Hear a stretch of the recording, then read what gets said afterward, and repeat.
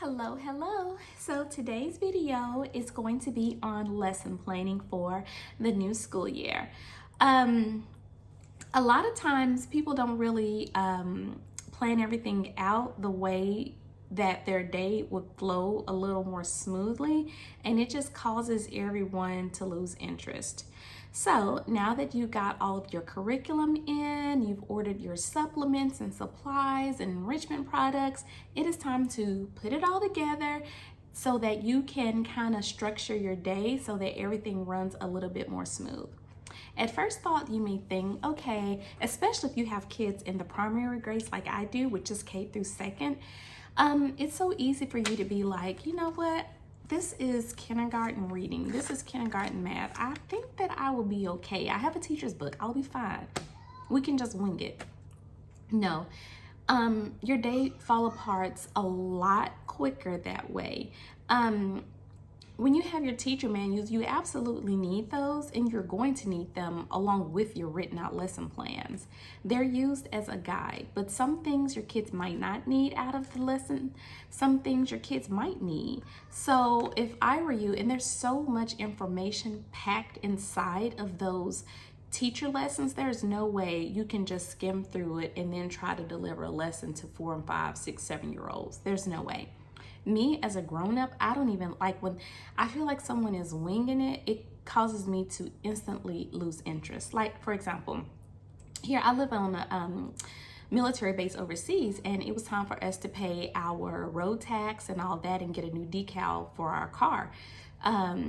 And once I did my part paying my road tax, they had so many issues with their system not working properly, and have a seat, take a number, and numbers being called out of order, and them forgetting certain things. And when it was your turn, their computers went down. I was like, you know what? I just got up and left. I was like, call me when you guys get your stuff together.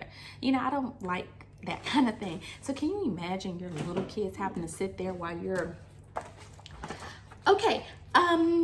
So guys, let's see here, especially if you're new, because this is your first time doing it. This is gonna be a little choppy and all over the place, and they're gonna get up, start running, talking, bouncing off the couch, like literally. So what I was doing actually earlier today, I was just sitting down, sipping my coffee, watching my Tyler Perry soap operas, and doing my lesson planning. It's a lot of work. I have so many plans that I've done, and the way I'm doing them is weekly. So certain things, like for my second graders math, I take 6 lessons, because I'm pretty sure like some days he may work fast. He may do 2, maybe even 3 lessons at a time. Maybe he'll work slower and just do 1 or 2 lessons. Maybe it's a bad day and he's like, I really cannot do math, and he wants to do his Minecraft math for that day. So just to be on the safe side, for my second grader, I might just write out 6 math lessons for that week. So I have this 3-ring binder that are full of plans. I am nowhere near done. So my plan was to have the entire school year planned out, but at this rate, I'm just not sure that that's going to happen. So as I stated, I am just writing out a few plans. Like I said, math, I'm doing 6 at a time for 1 week. For his reading, I think I have, how many lessons do I have for reading for that week? It looks like about 6 for reading as well. For his Wordly Wise vocabulary, if you're familiar with Wordly Wise, you know that their lessons are divided into 2 weeks. So I have 2 weeks for that. Lesson 1, part 1 is going to be 1 week, and because I didn't want to break up the unit, I went ahead and just did 2 weeks of Wordly Wise. And then like his spelling, that's weekly, obviously. Writing, I have 1, 2, 3, 4, 5, 6. I have 6 lessons for writing, but that's his Minecraft writing book. That's a supplement, but I'm using it as part of his core curriculum. My kids are doing a group lesson for Bible class. So I have, those are very short as well. So just to be on the safe side, I planned out 6 lessons for Bible as well. If we don't complete all 6 for that week, that's fine. I'm just gonna take it out the binder and move it to week 2 for school. You know, that's all I'm gonna do. So as I stated, I just completed their reading lesson. So let me turn my camera around and I'm gonna show you exactly how I did that and what the teacher book looks like, so you can see firsthand why you don't want to get up there and start winging it. What their book looks like and what I actually write down on my paper. So just give me a second and I'm gonna turn you around. So again, this is the actual binder that I'm holding all of our stuff. It's a 2-inch binder. This is where I'm keeping all of our lesson plans in. I don't think that I would need a second one. If I do, that's okay. But for now, like, I have a copy of their schedule, what everybody's doing, so I'll make sure that we don't skip anything. This all is tentative right here. So I'm, you know, as I'm going through everything, I'm trying to figure out what I want to do and when. But so what I have done is I look at Elijah's, what he's doing, and I make all of the lessons fit for the week. So for here, I have about 6 lessons for reading because we're doing block scheduling. So it's going to be 2 to 3 different reading lessons. Some days he may work faster than others. Some days he may not. So I have all of those lessons in here. And what he doesn't complete, guess what? He can have it for the following week. One reason I feel it's very important for us to have all these overviews and materials and reviews and things that we're doing is because, like, I know in my local homeschool group, someone was asking about record keeping. They were like, well, why do you need to keep records? Okay, I know a lot of homeschool OGs feel like, you know, I have nothing but autonomy. Nobody can tell me how to homeschool and what to do. But you know what? The reality is, especially with us being military, you don't know where you're going to be. You don't know what state that you're going to and what they're going to require of you. So I say just keep your records just in case. You never know where you're going to wind up. And not even that, I like being able to see just how far my kids have come, you know, from the beginning to the end. You always have a record of what they have been doing. So we just don't know what circumstances life is going to take you. So, you know, just to, you know, avoid all that, just keep your records just in case. You just never know.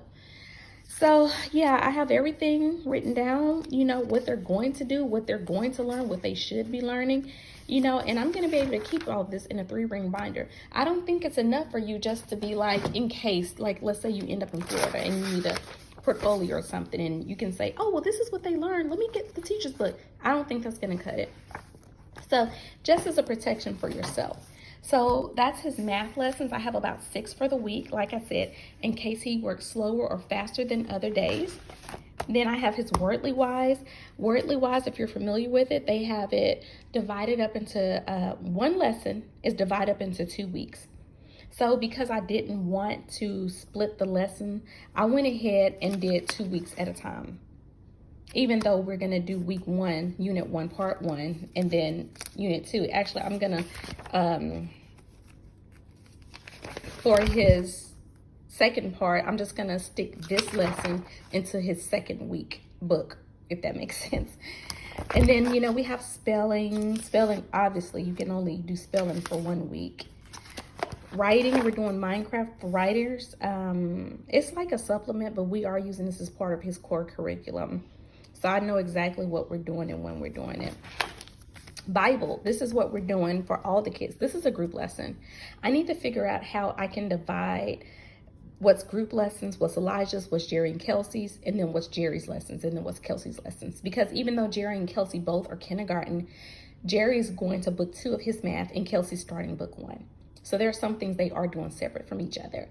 Also, there are typing assessments, I believe, or I can print those out and stick those in here as well. So for Bible Truths, I think, I have 6 lessons for Bible Truths as well, because some of these are super short, you know, like the beginning of creation. You know, I have what the lesson's about, the scriptures we're going to refer to, so I have those marked.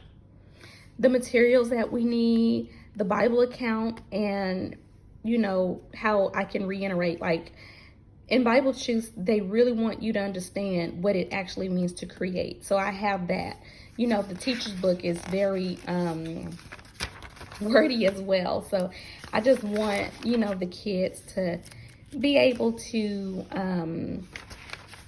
you know, see the lessons for what they are, see them executed so that I can keep them engaged. This is another group lesson, which is our science. We're using Master Books, Adventures in Creation. And I put a note that this should be 20 minutes because one lesson is super, super long. So here I'm able to, like, who knows when we'll stop. Let's say we stopped here because we're running out of time. Because, and the only reason why, like, we usually have no time constraints. Like, if they want to go longer than 20 minutes, we absolutely can. But I don't want to overwhelm the kids because we do have a lot of materials to cover and I don't want them to lose total interest. So if we just stop here, I can just draw an arrow or an asterisk, something. I have it divided up so that, or I can circle it to show where we stopped. So I hope that this planning video shed some light on, you know, things that you can do to start planning your next school year, having some lesson plans. Don't get overwhelmed like I did trying to plan everything out at one time. You might not be able to do that. You might be able to have maybe a month's worth of plans to start with, and then every week continue to build and create more lesson plans. But the key is, you don't want to fall behind in your planning because you don't know what life is going to throw at you. You don't know who's going to get sick. You don't know if you guys are going to have a mini vacation that come up, or you just don't know, you know, what can possibly happen. So I say at the very least, start off with a month's worth of plans. And then like every, maybe, you know, if you have some spare time during the week or even on the weekend, you know, take a couple hours out of your day and do some planning. So I hope this has been very helpful. If you have any questions on, you know, how I'm planning or what we're using for next school year, or even time schedule questions, just leave it down in the comments below and I will do my best to reply to everyone who has a question. So until next time, have a good day and happy planning.